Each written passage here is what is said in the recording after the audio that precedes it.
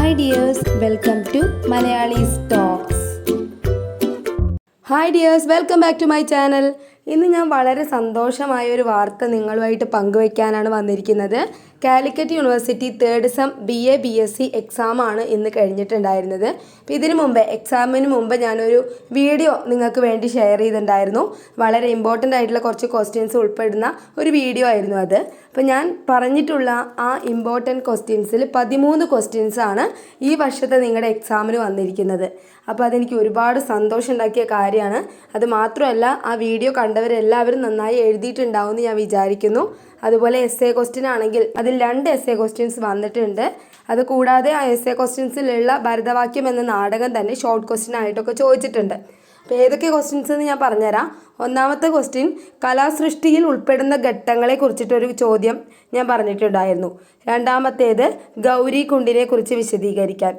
മൂന്നാമത്തേത് ഈച്ചര വാര്യരുടെ മകനെ പോലീസ് അറസ്റ്റ് ചെയ്തതുമായി ബന്ധപ്പെട്ട ഒരു ചോദ്യം വന്നിട്ടുണ്ടായിരുന്നു.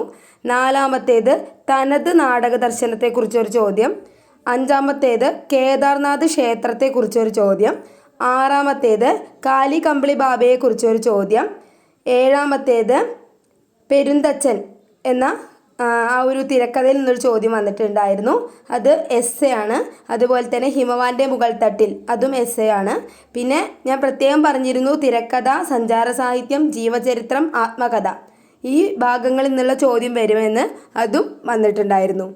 ഞാൻ ഇതുവരെ ചെയ്ത വീഡിയോസിലെ ഏറ്റവും നല്ലൊരു ബെസ്റ്റ് വീഡിയോ തന്നെ ആയിരുന്നു നിങ്ങളുടെ ആ ക്വസ്റ്റ്യൻ പേപ്പർ ഡിസ്കഷൻ്റെ വീഡിയോ എന്ന് പറയുന്നത്. അപ്പോൾ എല്ലാവർക്കും നല്ല മാർക്ക് കിട്ടട്ടെ എന്ന് ഞാൻ പ്രാർത്ഥിക്കുകയാണ്. Okay, thank you for watching. എല്ലാവരും എൻ്റെ ചാനലൊന്ന് സബ്സ്ക്രൈബ് ചെയ്യുക. അപ്പോൾ ഞാൻ നിങ്ങൾക്ക് ഇത്രയും ഉപകാരങ്ങളൊക്കെ ചെയ്തു തന്നതല്ലേ, അപ്പോൾ നിങ്ങൾ എൻ്റെ ചാനലൊന്ന് സപ്പോർട്ട് ചെയ്യുക കേട്ടോ. എല്ലാവർക്കും ഒന്ന് ഷെയർ ചെയ്ത് കൊടുത്തിട്ട്.